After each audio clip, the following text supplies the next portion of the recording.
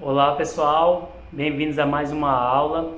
Na aula de hoje a gente vai tratar sobre mais uma etapa do projeto de banco de dados, no caso o projeto conceitual, dando prosseguimento ao desenvolvimento do nosso projeto. Então, após vocês consolidarem o mini-mundo, a gente vai transformar esse mini-mundo num projeto conceitual através de um modelo conceitual. Bom, o que vem a ser esse projeto conceitual? São nesse projeto a gente vai descrever quais são as entidades do nosso banco de dados de fato. Então, aquelas entidades que estão descritas no mini-mundo vão se transformar em outra notação aqui, uma notação gráfica mais visual, sendo representada cada uma delas pelos seus atributos e relacionamentos também através de notações. Então, nesse momento a gente ainda evita detalhes de implementação. Eu ainda não vou falar qual é o tipo do campo, não vou falar ainda qual é o tamanho. Esses detalhes vão ficar para a próxima etapa do projeto, que é o projeto lógico. Mas essa fase do conceitual, ela já dá origem ao modelo conceitual, que é representado pelo modelo entidade e relacionamento que a gente vai ver na aula de hoje. Bom, mas o que vem a ser a modelagem de maneira geral? A modelagem, pessoal, é uma técnica que permite a gente abstrair um banco de dados. Como eu falei para vocês, o mini-mundo ele é uma linguagem mais clara, acessível para o cliente, para o usuário do banco de dados também, não somente para o projetista do banco de dados. E aí a gente vai evoluindo, vai fazendo abstrações, mais abstrações da nossa base de dados. Então, essa modelagem vai representar aspectos do mundo real, a fim de que a gente possa ir transformando aquelas entidades e aqueles relacionamentos em entidades que vão ser representadas no mundo computacional. E para isso a gente pode utilizar linguagem textual, né, assim como a gente fez no mini-mundo, ou linguagem gráfica, né?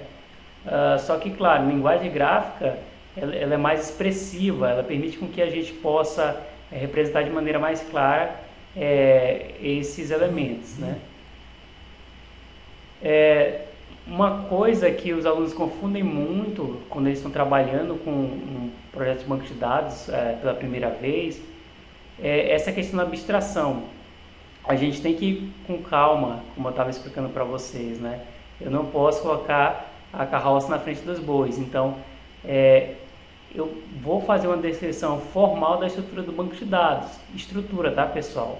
Por isso que eu coloquei essa imagem aqui, olha. Um banco de dados de aluno, vamos supor, matrícula, nome, curso. Quando eu for fazer essa representação, não é para me colocar aqui já uma matrícula, um nome e um curso. Acontece muito. Toda vez que eu ministro essa disciplina, alguns alunos se confundem e acabam fazendo essa representação, esses modelos já com os dados inseridos.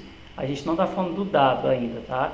A gente não está falando da carga de dados, a gente está falando apenas da estrutura, tá? Da estrutura do banco de dados. Então são apenas atributos, matrícula, nome e curso, feitos de maneira genérica suficiente para poder aceitar qualquer matrícula, qualquer nome, qualquer curso, tá? Então não quero nenhum nome, nenhuma matrícula específica, nenhum nome de aluno específico e nenhum curso específico nesse momento, tá? Apenas abstração de maneira genérica. Então, esse projeto conceitual é a primeira etapa da modelagem, né, já que o mini-mundo foi textual. E, então, ela é uma descrição bem mais abstrata da realidade. A gente busca modelar os fatos do mundo real, suas propriedades e seus relacionamentos. Então, o objetivo dele é facilitar o entendimento, a transmissão daqueles conceitos e facilitar o diálogo entre os usuários e desenvolvedores. Então já vou criando mais essa ponte, deixando essa ponte mais forte, né? Já vou trazendo um pouco mais para o lado técnico aqui do meu projeto de banco de dados. Só que apesar disso, a modelagem conceitual do banco de dados ainda não contém nenhum detalhe dos dados que vão ser armazenados. Como eu falei, não fala se o campo vai ser de tipo caractere, se outro campo vai ser de tipo numérico. Esse detalhe vai ficar para a próxima etapa, que é o projeto lógico. Bom, então a modelagem conceitual ela é independente da SGBD, por não tratar ainda desses detalhes, e ela registra apenas dados que podem aparecer no banco de dados. Isso daqui é um outro detalhe importante, tá, pessoal? Não necessariamente todos os dados que aparecerem aqui no modelo conceitual vão futuramente estar presentes no banco. Ele é uma abstração, é uma proposta de solução, sendo que pode ser que à medida que eu vá avançando nessas etapas do projeto de banco de dados, eu verifique que não há necessidade de colocar determinados atributos ou determinadas entidades por algum detalhe técnico que a gente vai ver quando a gente for tratar dos outros modelos, tá? Mas pode acontecer de entidades e atributos ou relacionamentos que aparecerem aqui no conceitual não vão de fato ser implementados na última etapa do banco de dados. E para representar o modelo conceitual, a gente utiliza esse diagrama de entidade de relacionamento, o diagrama ER, que foi originalmente proposto por Peter Chen no ano de 76. E vocês vão verificar que esse modelo é baseado na teoria relacional, que foi criado na década de 70 por Cold. Eu falei nas aulas passadas que a década de 70 ela foi muito propícia para o desenvolvimento da área de banco de dados. Então tiveram diversas pesquisas se destacando aí Peter Chen e Cold também. E atualmente esse diagrama de entidade de relacionamento é o mais difundido e utilizado para a gente fazer essa modelagem de bancos de dados relacionais, tá pessoal? Aqui a gente está trabalhando de bancos relacionais. Existem outro tipo de bancos de dados geográficos, bancos de dados orientados a objetos, orientados a aspectos, etc. Bom, essa aqui é uma representação do diagrama de Peter Chen, onde eu tenho, a apresentação de um diagrama de relacionamento, onde eu tenho aqui a representação de uma entidade, que é justamente o retângulo, tá? No caso a entidade cliente e a entidade conta. A representação dos atributos, que são essas elipses, ligadas aqui por uma seta à entidade, que elas são relacionadas, e o relacionamento, que é também aqui um losango, tá? Um losango que vai conectar essas entidades, tá? Relacionamento. Percebam que é uma abstração bem parecida com a modelagem orientada a objeto, onde eu tenho aqui minhas classes, os meus atributos e o relacionamento entre elas, tá? Bom, e o que vem a ser essas entidades? Entidades são os objetos básicos de um modelo de entidade de relacionamento e expressa algo do mundo real que possui existência independente, ou seja, ele não depende de ninguém para existir.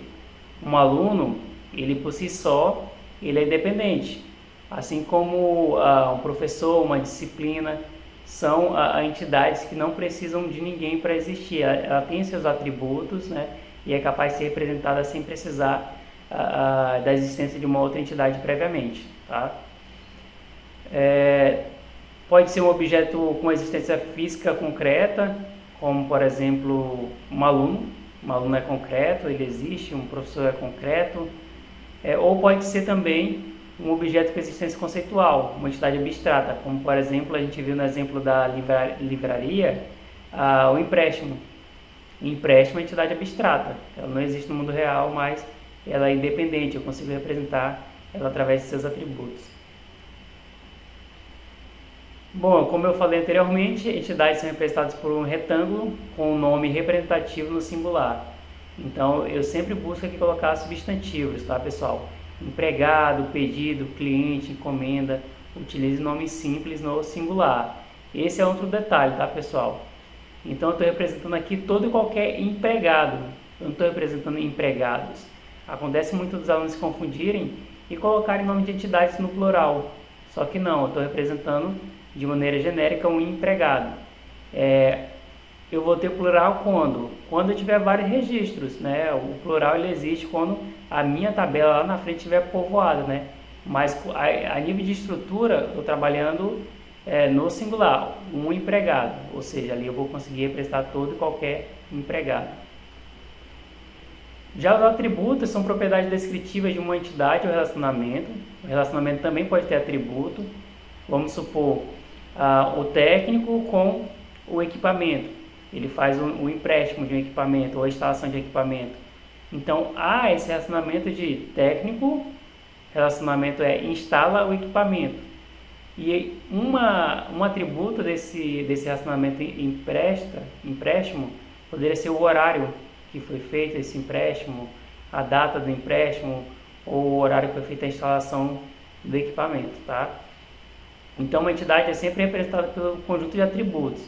O que representa um aluno? Um aluno é representado pelos seus atributos, pelo seu nome, pela sua matrícula, pelo seu curso. É isso que representa o aluno, um conjunto desses atributos. Outro exemplo, o empregado pode ser descrito pelos atributos nome, cargo, idade, estado civil. Então, os atributos são um conjunto de valores que são permitidos para vamos lá, recapitulando. Então, um conjunto de valores que são permitidos para um determinado atributo é chamado de domínio. Como assim? O nome. Nome é um atributo que só permite dado do tipo caractere. Então, o domínio ali é uma cadeia de caracteres, vai achar. Assim como telefone. Telefone é um campo numérico, então domínio ali é um numérico, tá? Então, exemplo, nome. Nome é um campo texto que nesse exemplo aqui tem 60 posições. Esses atributos, eles são um pouco mais complexos, eles podem ser simples ou compostos, eles podem ser monovalorados ou multivalorados e também podem ser derivados. Exemplo de atributo simples, nome. Uma pessoa só tem um nome. Atributo composto. Pode ser o nome se eu separar nome e sobrenome. Então, nesse caso, geralmente quando a gente preenche algum cadastro, tem campos assim, nome, primeiro nome e sobrenome. E aí eu poderia juntar isso num único campo, que seria um campo composto, né? Ele deriva da junção de outros dois campos. Atributos monovalorados que só tem um valor, exemplo, CPF, só tem um CPF, ou pode ser multivalorados, exemplo, telefone. Telefone eu posso ter mais de um número de telefone, então seria um campo multivalorado. E derivado, um campo derivado poderia ser idade. O que é idade? Idade é a deriva do ano atual menos o meu ano de nascimento. Então, se eu tivesse esse campo, esse atributo idade, ele poderia ser derivado.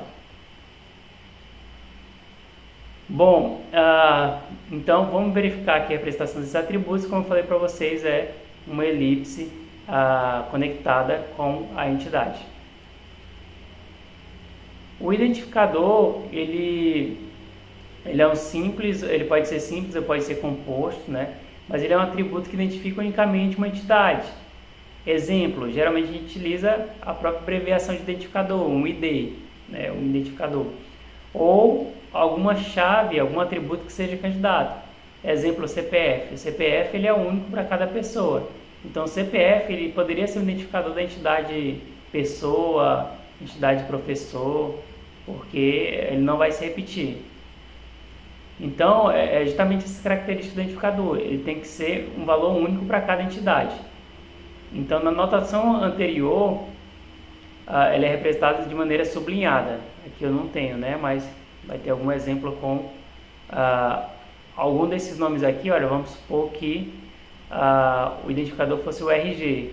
Ele ia ter aqui sublinhado debaixo dele para poder representar isso nessa notação gráfica. Já a notação de Peter Chen, que eu vou mostrar, ele é um círculo preto preenchido. Então tá aqui as duas representações, CPF com sublinhado, e na notação de Peter Chen seria uma bolinha preenchida aqui, tá? Representando o identificador.